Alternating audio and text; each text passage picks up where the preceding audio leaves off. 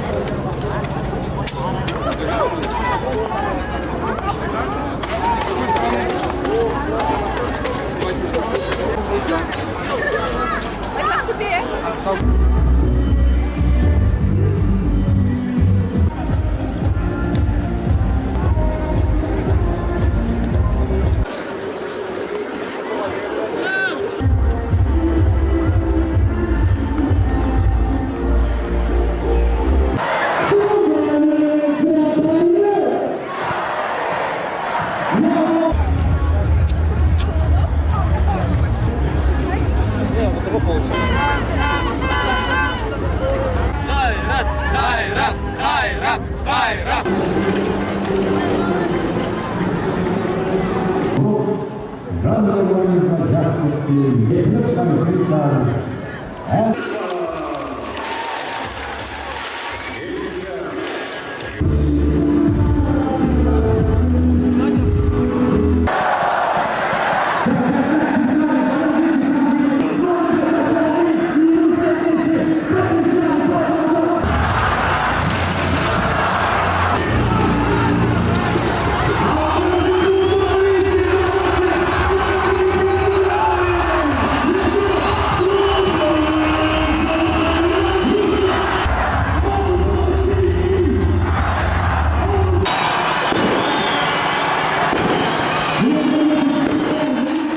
Достар, ассалаумағалейкум. Қайрат Ақтөбе ойыны Қазақстан футбол премьер-лигасының кезекті турының орталық матчы.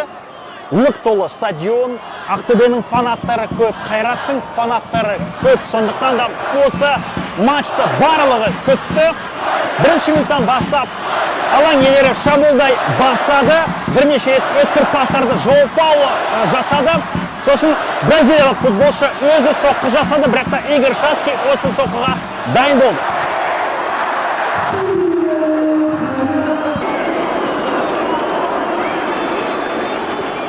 Ақтөбенің құрамын алсақ, барлық мықты футболшылар алаңда, тек қана Рамазан Оразов жетіспейді. Кезінде Қайраттың түлегі осы командадан кетіп, бан алған, және осы бан матчтың алдында келді. Енді жақын арада Рамазан Оразов мүмкін алаңға шықпайды. Жақын арада осы мәселе шешілсе ғана сонда алаңға оралады. Ақтөбенің сапында шабуылда Максим Саморадов, Ыдырыс Солмаев, Ромеро бар. Қорғаныстан бессмертный Әлібек Қасым, айтпақшы Қайраттың түлегі Барышта алаңда бар. Бірақ та ақтөбеліктер жиі шабуылдауда, допқа иелік ету көрсеткіші бойынша олар Қайраттан басым түссе, бірақ та Қайраттың шабуылдары өте қауіпті. Әсіресе Жоу Пауло бабында сияқты өзінің командаластарына пас асыруда, және де Игорь Шацкийдің бірнеше сейвтерін көрдік.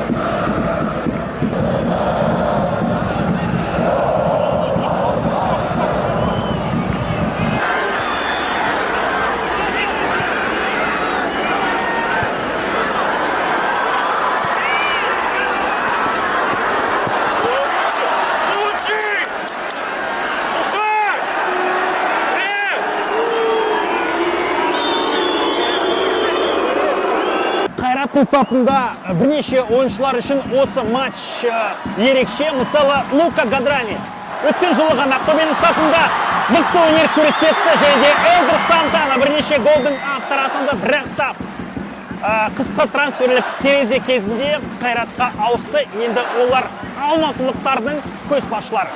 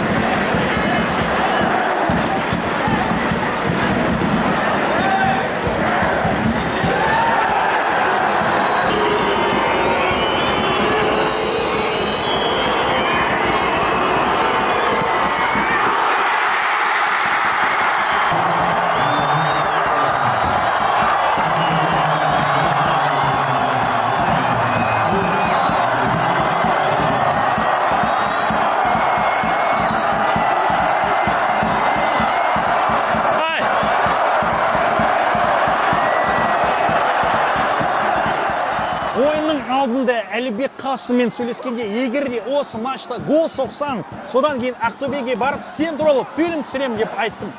Міндетті түрде гол соға тырысамын, себебі Қайраттың жанкүйерлері мені жақсы көрмейді, дегенмен мен оларға ештеңе айтпай қойын, жай ғана гол соға тырысамын. Менде Қайраттың жанкүйерлерімен проблема ешқандай жоқ. Я Қайраттан кетіп қалдым дейді сұхбатта. Сондықтан да әр Қайратқа қарсы матч ол үшін принципиал.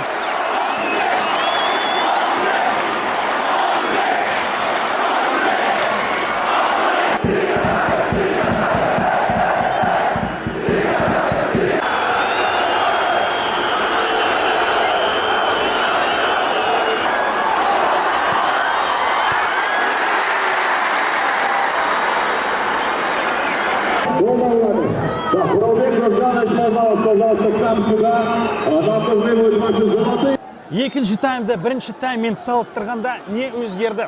Ақтөбе белсенді араласуда, шабуылға Байтана керемет бірнеше рет пастарды асырды. Идрис Умаев гол соқпаса да өзі қандай керемет ойын өткізуде. Командаластарына көмектесіп жатыр. Самародов та гол соқты. Әлібек Қасым да уәдесін орындап, міндетті түрде гол соғам деп орындады, пенальти керемет орындады. Ал соңында Қайрат шабуылдайды, міндетті түрде заменалар болады. Труфанов сияқты ойыншылар алаңға шығады. Көрейік, негізі Қайраттың бірнеше мүмкіндіктері болды, бірақ та Игорь Шацкий бірнеше рет сейв жасады.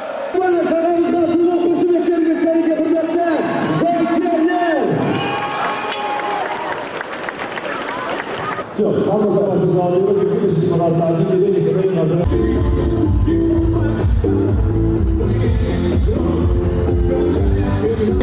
Внимание, одна мама, один мячик.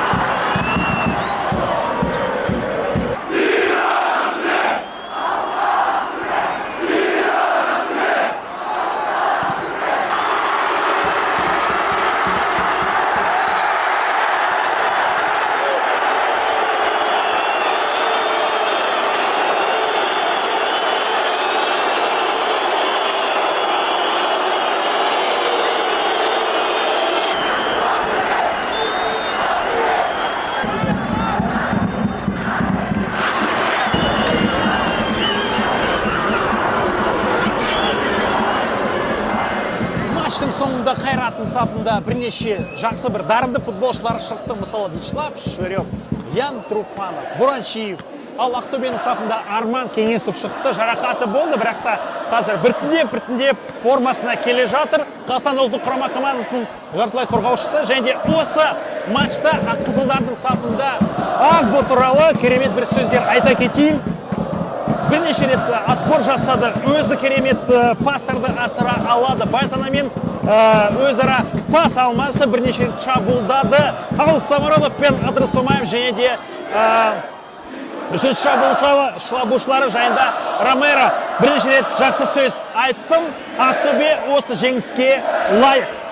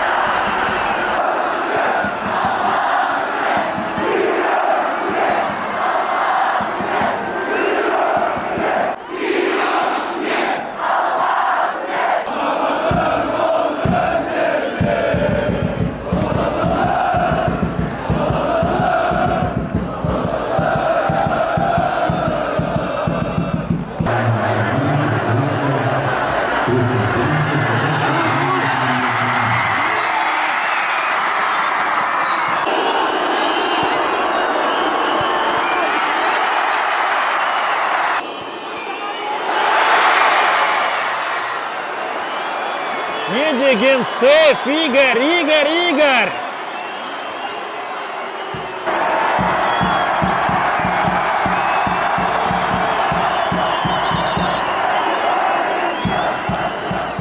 Достар, не таңғалдырды?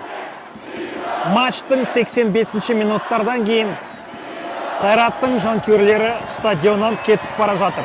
Осылайша бос орындар пайда болды. Жай ғана фанаттар трибунасында барлығы бар, ал басқа трибуналарда бос орындар көп. Негізі алматылық Қайраттың жанкүйерлеріне бір үндеу жасайын.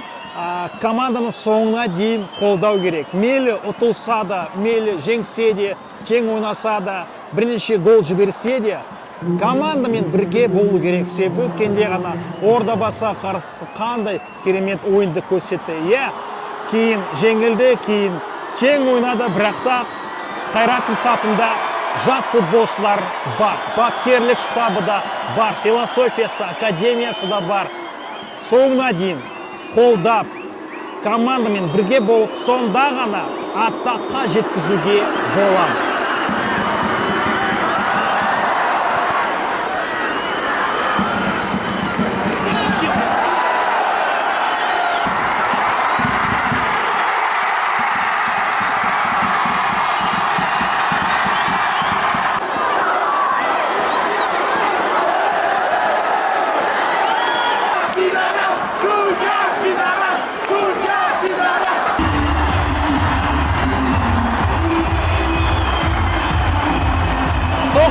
96 минутта Қазақстан құрама командасының ойыншысы Қайраттың түлегі Вячеслав Шверев Ойынның соңғы голын соқты. Іште бір ақ қызылдар жеңіске жетті. Бүкіл Ақтөбенің фанаттарын, жанкүйерлерін осы қаланы құттықтаймыз. Шверев ішінде қуаныштымын. Керемет бір ойыншы, заменаға керемет шықты және де осы голға әбден лайық.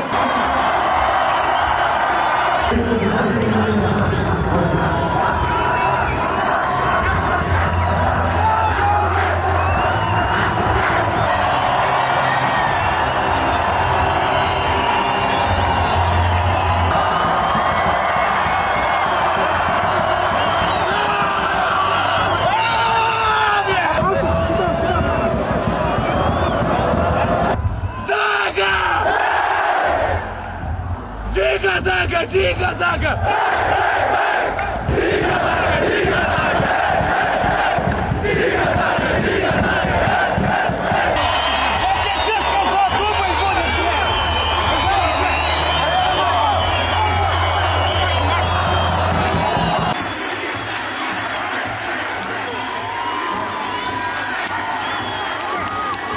Макс, что я тебе перед матчем сказал? Дубль забью. Да? Как минимум 2, сказал, забьешь. А ты не верил, ты сказал, будет один гол. Я сказал, для начала 1 надо забить. Да. Моя ставка взяла на меня. Рахмет. Давай. Спасибо.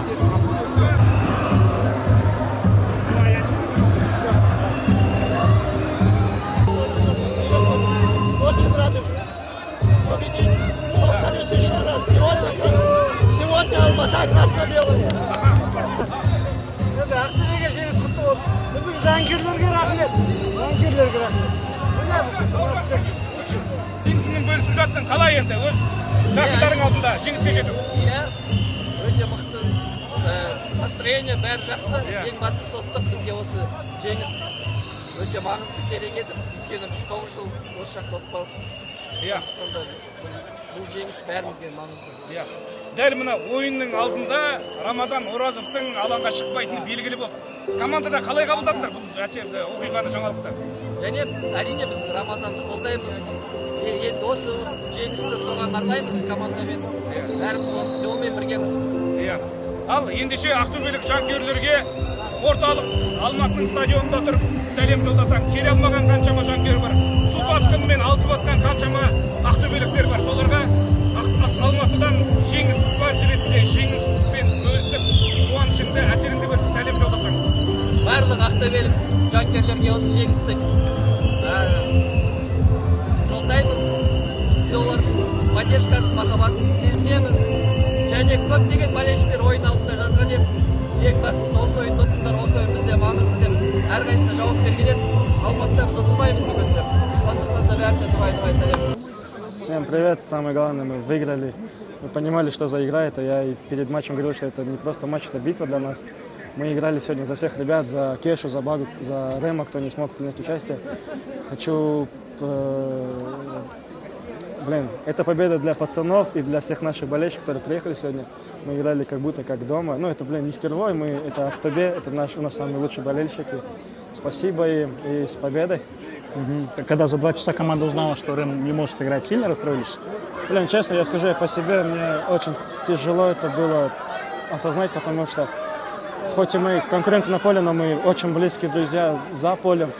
И никак не влияет на наши отношения, кто бы ни играл, я или он, или Баджа.